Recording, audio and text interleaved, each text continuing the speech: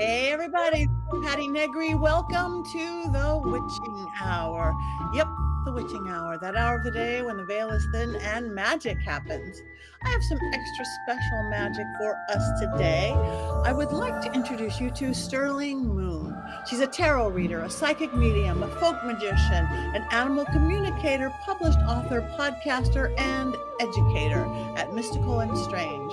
I can't wait to get to know her myself. She has a beautiful book out called Talking to Spirits by Sterling Moon. So let's just bring her on so she could tell you herself. Welcome, Sterling. Hi, Patty. Thank you so much for having me. I am thrilled to have you on. I am thrilled to have you on. I apparently have your book in my house and the fairies are hiding it, but I've been reading it online a little bit and it's beautiful. Thank Mediumships was one of my you. things, and I have a three-quarter finished book on mediumship, but yours is laid out so beautifully, like step by step and the different things. Very impressed. Thank you. I'm kind of a linear thinker in a lot of ways, which folks don't expect, magical people to maybe have that trait. And so I joke all the time that I basically wrote the stereo instruction manual for mediumship. And so it's like step by step, there we go. That is beautiful. So tell us a little bit about you for my folks who don't know you yet and want to, about your path, your practice. Yeah, well, my name is Sterling Moon, and that's the name I've been working under for 10 years. I started, like probably many of your listeners, Patty, I started by reading tarot in like 1995. I was gifted a deck by a friend's sister and took it home to my mom, had no idea what it was, and she's super cool. And she went to our local bookstore, brought me home a book, and that was like I feel like tarot is like the gateway to all of like the mystical and strange stuff. And Yes. really, I was probably, again, much like many of you who are probably listening, I had kind of spooky experiences, those little psychic hits, but they almost were like little popcorny moments where you just get those flashes of things you didn't know. But it wasn't until I had my son at age 36 that there's something about that experience that once he was in the world and I was unbelievably sleep deprived because he did not and still does not like to sleep. Everything just got dialed up. I realized I was just sensitive to so many different things. And it's been quite the journey of learning how to manage those gifts, really feel like they are gifts instead of liabilities. And that path took me into learning about witchcraft and folk magic, which I had the privilege of studying with a man in Sweden named Johannes Bjorn Gardbach, who he's the kind of umbrella term of what he practices is called trolldom, which is like the Scandinavian, like folk magic of Sweden and Norway and Denmark and all those places. And really, that was where I feel like I found my home of understanding how communicating with spirits works, where it's just kind of a part of everyday life and bringing magic into it. I also love a good gadget, and so I really really appreciate all of like the fun tools and techniques that the paranormal people have brought into this. And I just started figuring out how could I all work it all together, and it's gone pretty well. This is my full time job, and I love it. That's beautiful. Yeah, and I love that you're also into the paranormal and the spooky, because a lot of people who are gifted mediums and gifted witches don't get into the ghosty thing, or they wouldn't understand a K2 meter or a mil meter or anything like that. But they are fun. And what they do for people like us who are mediums, they give it confirmation, because we'll say it's this and this and this. You believe us or you don't believe us. But now there's a machine that's saying the same thing in the other room. And it's like, yeah. Yeah. And it's so fun too. Like I love like my K2, I found like I was just out in the world and I was like hunting for something in my purse and I'm like, what the heck is this? I'm like, oh, it's my K2 because I always have it with me. But I love it too with like magical work. It's so interesting, like when you're, crafting a spell and you're focusing your energy and you've got that sitting there, and then all of a sudden it starts spiking when nothing else has changed. Phone is in the other room, there's no computers on, and it just tells you that something is happening and that I don't know, it's just so cool in many different ways. I agree. I love it. So long as it's not too technical, Yeah, true. I'm thinking here's cat balls. I just keep getting more and more cat balls. Just bring the cat balls. Bring the That's cat balls. Yeah. So tell us about, so again, tarot is one of your specialties, obviously, and it is. I do believe it's the gateway, the gateway drug, Mhm. the gateway Yep. into, and then you discover this beautiful magical path, and then you discover a path within it. So why did you do your book on mediumship over tarot? Well, I mean, for one, there's so many gifted tarot readers who have written. I mean, I don't, I'll be honest, some of it was like, I don't even know. I mean, I teach tarot and I am very passionate about it, but I feel like there's so much good work out there that I wasn't sure at that point if I had anything new to add to the conversation. But, and what I didn't originally set out to write a book about mediumship, my mentor, I had worked with him, studied with him for 2 years, and then he graduated with me, which my joke is that when he told me it was time to spread my wings, I burst into tears and said, "You're firing me as your student?" And he's like, "No, I'm graduating you. What is the matter with what is the matter with you? I don't deal well with change." But after I was on my own and trying to put all this stuff together, I've got kind of a mind for experimentation. And so I started just writing a lot of notes and journaling and seeing what worked and what didn't. And over time, I started to realize this is kind of bookish. And for those folks who maybe are starting to study spirit communication, they may find that sometimes some of the texts are either very dated or very daunting. Like, you know, not everybody's going to dive into like the Lesser Key of Solomon. I certainly can. And so I just started to realize, if I can categorize this in a way that's helpful for me, maybe this would be helpful for other people. And I just took a swing and wrote to Llewellyn, and it turns out they liked what I was cooking up. And so here we are. There you are. That's great. So I'm looking at like your chapter, your list right now. Meditation is a big part of your. Yes, I know there's people out there who struggle with meditation. I used to be one of those folks. And but I will say that for better or for worse, learning how to uncork all of these corners of our minds that we don't use very often really does open up pathways that are just phenomenal. And, you know, for folks who struggle with meditation, there is an element of needing to just keep at it, but also there's so many cool like techniques that are helpful. Like so for I have some students that all suggest they can't get into the zone unless they're moving. So I'm just like, get up and pace. You know, get up and pace, and with maybe you record your own meditation and you listen and you are just walking safely. Do push-ups if you have to, and if that's accessible to you. Yeah, but meditation and visualization is kind of my jam. That is good. Yeah, and I agree. I'm much a better walking meditator. Put me in a big park where I don't have to like worry about running into cars, and I'm much better than laying there going, "Okay, what am I gonna do?" Yeah. um, okay, so you said you were. I read in your bio that you were seeing spirits since you were young, correct? Yeah. Yeah. And I was asked recently, you know, when's the first thing that you can remember? And I have this memory that I had totally forgotten about of being probably 4 or 5. And I was at my grandparents' house and I've lived a lot of different places in the country, but I've got deep Colorado roots. And they lived in this beautiful house in Morrison, Colorado, which is like right outside of Red Rocks Amphitheater.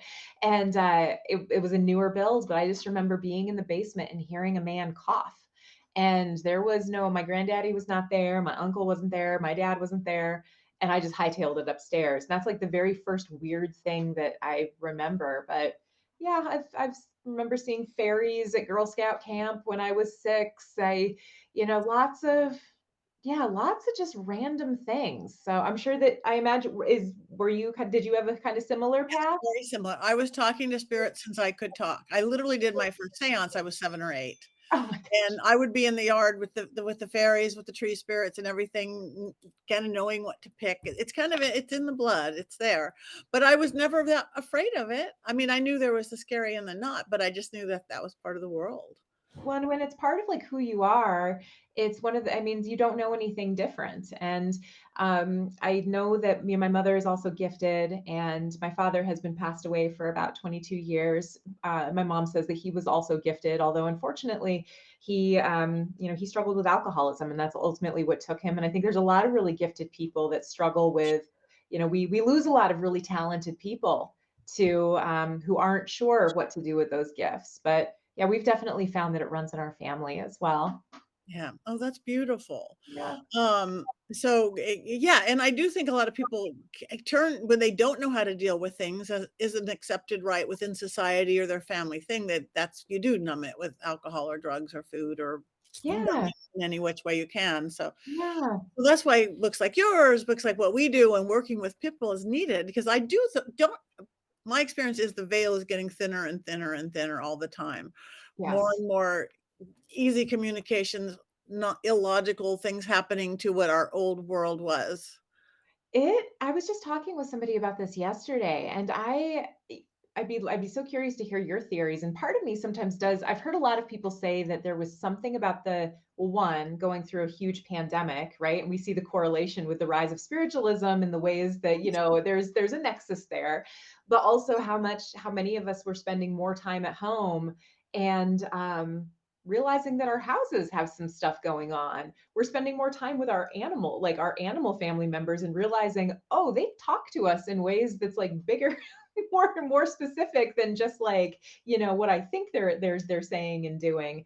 But yeah, it does feel like things are getting, I don't know, there's just more happening. More people are having more experiences. Why Yeah. do you think that is? I think it's a couple I think it is I think literally, I'm not an astrologer, but we're moving into that age of Aquarius. They sang about in the '60s. Aquarius, there's no solid ground. It's like this. It Yeah. moves. I think the pandemic was literally a slap in the face. It's like go to your room and you're on 2 for 2 years and you're until you figure out what's important, and some people did and some people didn't, but it's a new awareness because we were just so overdrive on things. So I Yeah. think it's all those reasons, I agree, and that the veil is thinning. And I honestly think I love that you're in the paranormal too. My whole little philosophy is we know that when things are really scary, people do go back to their traditional religion, go back to church, go back to temple, whatever. That's not keeping up with everybody. So the more alternative going in spiritualism, new age, paganism is Yeah. but I still think there's a whole group of people that like, yeah, I don't want religion, yeah, I don't want spirituality, but I really want to know there's something more than I see on that scary TV screen every night. They're becoming paranormal investigators. Yeah. Yeah, Oh, it's and then it's they backdoor in because I do the conventions and or they used to be ghost hunters and ghost hunters. Now there's more and more like crystal people and witchy people and reader people. And because once they get out there, I'm a ghost hunter and they see, wow, there's a real world out there. Now maybe I need a belief system to navigate it. And then they find backdoor into anything else. So well, I and think it it's almost like the new religion. And it turns out that, like, we're better together if we don't silo one another, and, I mean, I don't know, I've never been very good at, like, understanding why we all need to be like, the UFO people are over here, and the cryptid people are over here, and us, the medium people are over here, and it's like, maybe we all have, like, one piece of a very, like, big puzzle, and we should all sit down at the same table and let it get messy. Yeah, and I do think it's I'm going in that direction because just like Yeah. in the early days, paranormal, it was not really cool to have a medium on your team, your paranormal team. Now it is. They want it. Yeah. Oh, even the big techie teams, we have all those techs, but we have our medium, we have our psychic or whatever they choose to call it. So it's Yeah. shifting. It's shifting. Yeah. Hmm. So one thing I want to go to, not even about your book. You also are an animal communicator, right? I am. Have you Yeah, I always had think an affinity for animals and closeness to animals? always. Always, always. I grew up in a real rural my parents were silversmiths when I was growing up, and so I had to my family lived for quite some time in Santa Fe in the 80s, which was like a really wonderful time for like silversmithing and art and all of that. But we also spent a lot of time in little teeny tiny towns all over New Mexico and Colorado where there was cheap rent, and so my parents could focus on their art and yeah, still have a roof over our heads before when they were first getting started. But so we always had loads of animals. I'm an only child. I'm sensitive to all kinds of weird stuff. And animals are just, I mean, I feel like they are the closest thing to earthbound angels that we have. And if you just take the time to like listen to them and listen to the way that they talk instead of the way that we talk, it's Right. amazing. I had a chance to take a class in August of 2020 with a man named Michael Lane. He goes by Animal Michael Lane on social media. he is like the master. Right. And it just changed everything, just having like a process to go through to connect with animals. And so I volunteered just with like friends and family, but also I had a colleague that volunteered with an animal rescue. And so every once in a while, she would send me pictures of, because mainly I just can read pictures and kind of communicate in that way. And she'd send me pictures of dogs that maybe that were struggling with their foster families, or that they didn't have any information about, you know, why they were the way they were. And it was really cool because these were people that I didn't know. I never met the animal. And sometimes I would get feedback years later, sometimes like, wow, you nailed this, or that thing that you suggested, we tweaked it and it helped so much. And so I started doing it like as a service in October of last year. And I'll admit it's kind of more for me than anything else, especially when I get to have the animals come to my in-person office. Like that is so fun. So That fun. is awesome. Yeah, I love that. I love that. So, since you do a lot of folk magic and folk, so you're very, I assume, elemental in your work and in your practice? absolutely. Absolutely. So, like many of us, I think that, I always joke that the reason I'm not a ritual magician is I'm terrible at following directions. Like, I in my office is in my workspace is in a basement that doesn't have any windows, and so I'm always getting turned around about where's north, where's which where am I supposed to be? But I can certainly go out and talk with the plants in my garden and get a sense of what they want to work with me on. I can go out during a thunderstorm and know how to get a feel for what's happening in the air and what that rainwater that's beginning to fall wants to work with me on. And what I know about astrology could fit in maybe like a coffee cup, but but it's enough that it can kind of be helpful.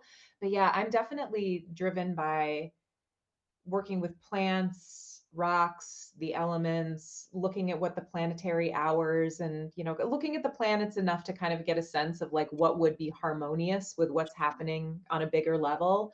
Um, and yeah, just those everyday moments of magic to make things better for myself and the people I'm able to help. It's awesome. It is awesome. So, again, I'm looking at your book, and you have beautiful chapters like your mediumship journey, going into spirits of the dead, deities and higher beings, negative entities, other audit work. It's kind of literally like a how-to manual. So, what are some of the, just so somebody doesn't have your book yet, tease them to get it. What are some of your good either exercises or practices, including meditation, that somebody could start like, okay, I want to learn to do this. Maybe I think I'm gifted. Maybe I think or not. Well, there's one that I recommend that often is, can charge people positively and negatively, which is to start with your ancestors.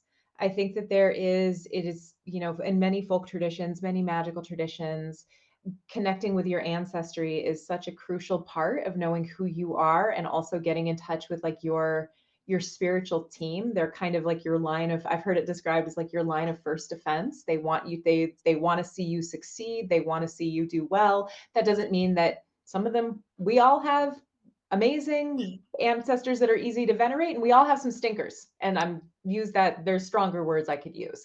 Not everybody has to necessarily be at the party, but it's my belief, and I imagine you, well, maybe you feel differently, but I believe people change. Our souls have the ability to evolve, and we have work to do once we're on the other side. And sometimes the efforts we make over here can help that process.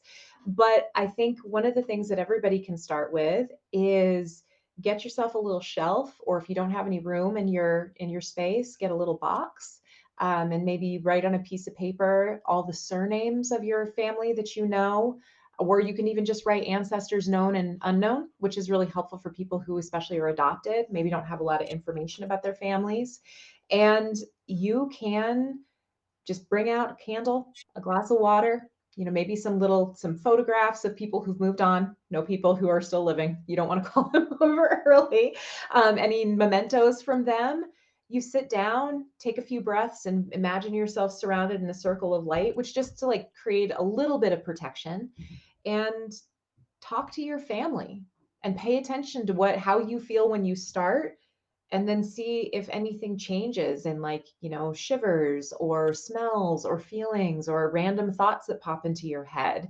And try to have a conversation and do it regularly. And then ask everybody to go back to where they were before they came in, Right. because you don't need your family. We always want them to. We love having them over, but then we also need to go back. Go home. I know.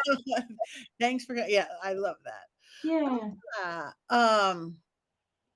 so what are some of the things when you teach people mediumship, yeah. there's lots of different things you would say what you're gonna get to ghosts, which are dead people, but also elementals and guides. How do you teach people to differentiate?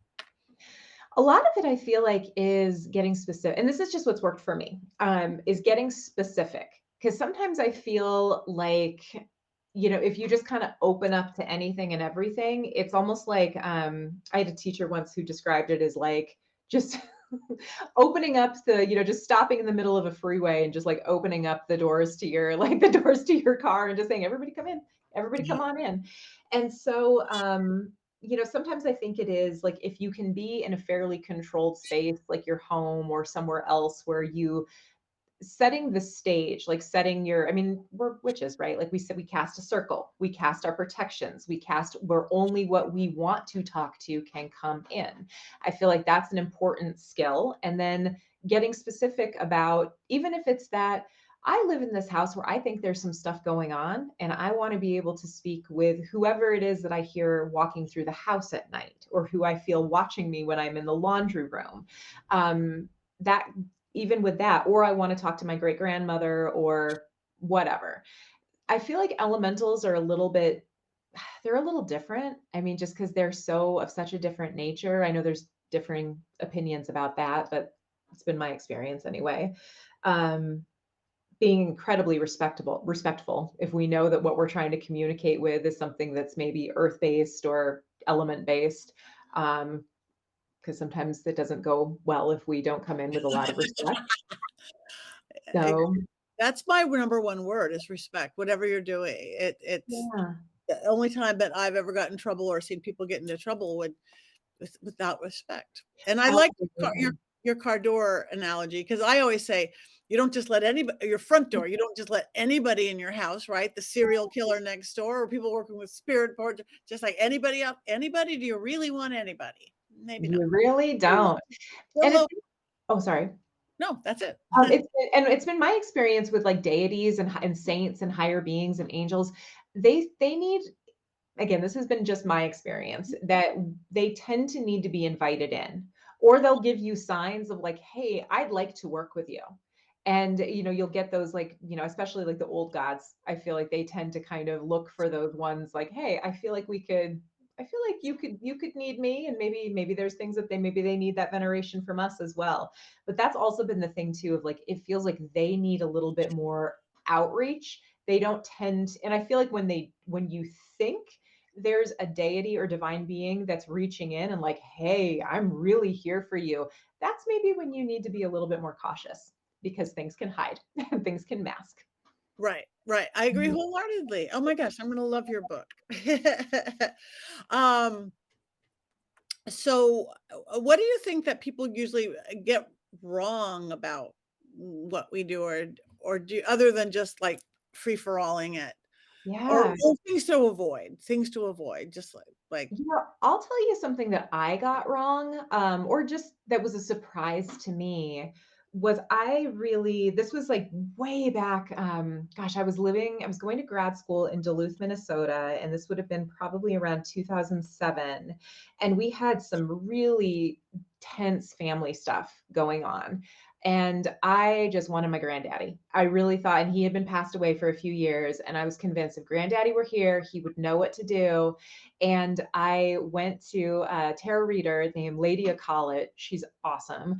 And she had suggested to me that I try to communicate with him with doing water scrying, like with a bowl of water, which I'd never done either of these things before. And it worked really well. And I could see like an upside down image of my grandfather walking back and forth.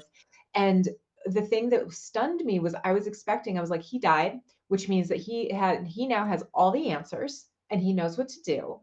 And it was so clear to me that he was as conflicted about this situation as all of us were. And I was just so mad. I'm like, you're supposed to know? And that's been one of the things that has been surprising for my clients, and still even sometimes surprises me a bit, is that, like, particularly if you're looking for closure and rebuilding those connections, you need to remember that they're not necessarily going to be like, if you have somebody that was really troubled in life, it's not a guarantee that they're going to be totally sorted out just because they're on the other side. They'll get there, or hopefully, with their own free will, it seems. But that has been one of the things that I think it surprised me and it surprises a lot of the people that I work with, is that we're still human, even if we're dead.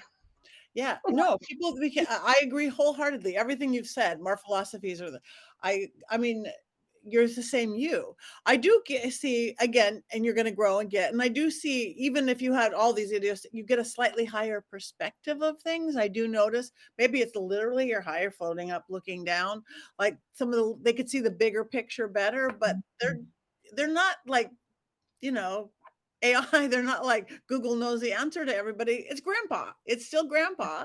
He's got a bird's eye view now, so he maybe sees a little bit more, but And it's funny too, like, especially, I do a lot of like one-on-one work with people. And it is sometimes funny, like, because I feel like the rituals that we create are more for us. We have to kind of get I mean, they're for them as well, but also for us to feel like we're in the zone, we're protected, all those things. And so sometimes it is funny going through that. And if we're going to be trying to talk with, like, Midwestern granny, like, who's, was super duper Lutheran, and she's like, like, what in the world is all this? I don't really know what I think about this. And so that's sometimes really funny too. yeah. Um, but yeah, that's kind of like, yeah, that's definitely one thing I wish folks would, or it was helpful to keep in mind. And also too, like, remembering the importance of the closeout, like the setup and the close down is, in my opinion, very important, because if you sloppily close things out, that's going to be where you leave that little door for, like, the things that are like, ooh, what's going on here? I could have some fun with this. So just be thoughtful when you're I doing this yeah, stuff. wholeheartedly. Whatever method you use, there's lots of ways to open and close, And but close. find one that works for you. I have to say, I watched one time a seance that you did with Bridget on YouTube. It was so fun. And I just was like, I remember showing a whole bunch of, like, my friends. I'm like, look at the way that she just slams that staff down. I was like, that's rad. So yeah, all, like, a lot of my, like, I love doing, I mean, because it's powerful and it sends a message both to us and I feel like to anything else. So I love the way that you open and close. Oh, thank you. I appreciate that. Thank you. Thank you. Again, I can't wait to read your book. So, my people, I'm sure, are all very, very intrigued with you now. So, before we go, tell everybody anything you have coming up, any appearances, or where they can get your book, where they can find you online, where they can find you on social media. Yeah. What is So the best way to find me and all of my social handles is through my website, which is on the screen, is sterlingmoontarot.com. For folks who are listening, it's sterling like silver, moon like the planet, tarot like tarot cards, sterlingmoontarot.com. I am teaching a quick 30-minute Seance 101 class for Llewellyn Con, which is, I'm going to be up on, and it's amazing. I mean, it's totally free. It's all virtual. It's 10 days of different classes. I will be on June 26th at, I believe, 9 a.m. Central Time. And again, that's for Seance 101. I'm going to be teaching another virtual class in August for the Salem Witchcraft and Folklore Festival.